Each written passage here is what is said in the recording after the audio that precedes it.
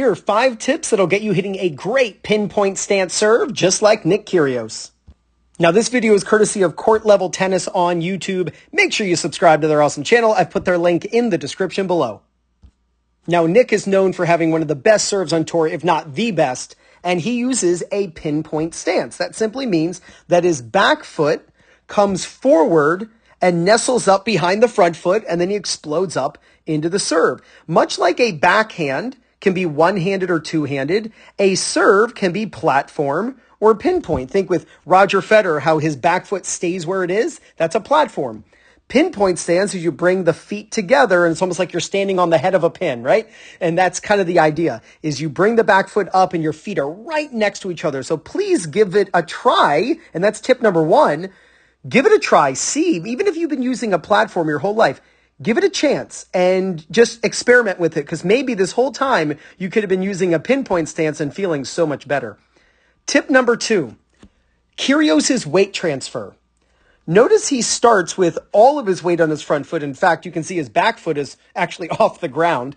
You don't have to have your weight or your back foot off the ground to do a weight transfer, but having all the weight on the front foot and then rocking back and then having his weight go back forward again, it's a very dynamic way to get your weight into the ball. So try it.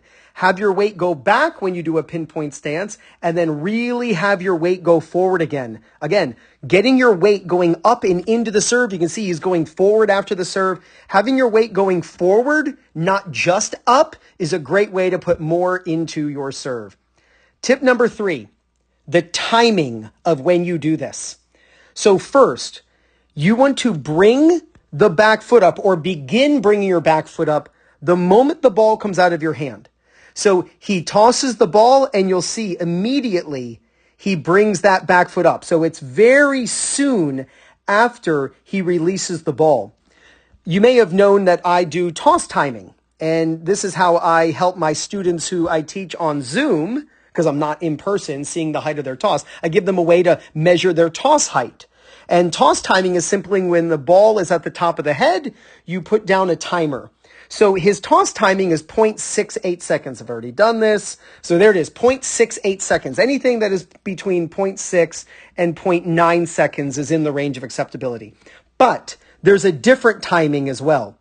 If you, when you're trying this and you're trying the pinpoint serve, if when the ball is at the top of your head, you put a timer down, I want you to bring your back foot up and have it planted under 0.4 seconds. And you can see that he is at 0.38. You look at Maria Sakkari. She's around 0.28. It's amazing how soon after she releases the ball around the top of her head that she's putting her foot down. So anything sub 0.4 would be amazing. I watch most recreational players, and once they release the ball, it can take them forever to bring this back foot up.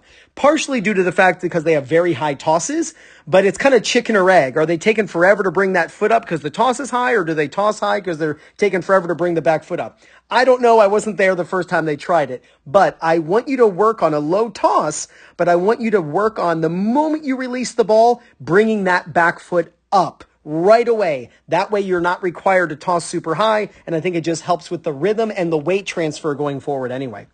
Tip number 4, the placement of your foot. Again, I do Zoom lessons all the time for students. Each week, I'll help people with their serves live on Zoom. We do a stroke analysis live on Zoom. And I see players trying a pinpoint stance, and they put their foot over here.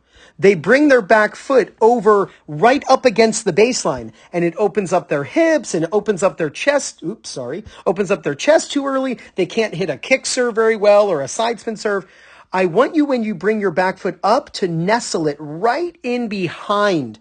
Again, I'm putting a circle here. Most recreational players, you would see their back foot over here, but I can put one circle in and both feet are in that circle. So please, when you bring your back foot up, place it right in behind your front foot, and you will keep your chest coiled. You'll keep your hips to the side. You'll really be like a corkscrew who's wound up, and you get to unwind into the serve. And the last thing, when you bring your back foot up, I want your knees to already be bent. Notice that when he hits the ground with that back foot, he immediately explodes up. There's no delay. The back foot hits the ground and he explodes up. That's only possible if his knees are already bent. I see players, again on Zoom, they toss the ball, they bring their back foot up, and their knees are perfectly straight.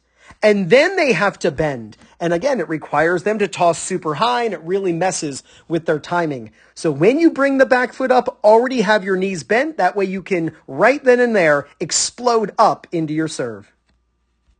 Now, if you're looking for people in your local area to play matches against or practice with, or if you want to find a coach who's close to you who can help you with your game, use my link in the description and pinned in the first comment for Play Your Court. And it's playyourcourt.com/2minute tennis. When you use my link to sign up, you get 50% off. So work on these ideas and practice the pinpoint stance, and there's no doubt you're going to gain confidence, win more matches, and play much better tennis.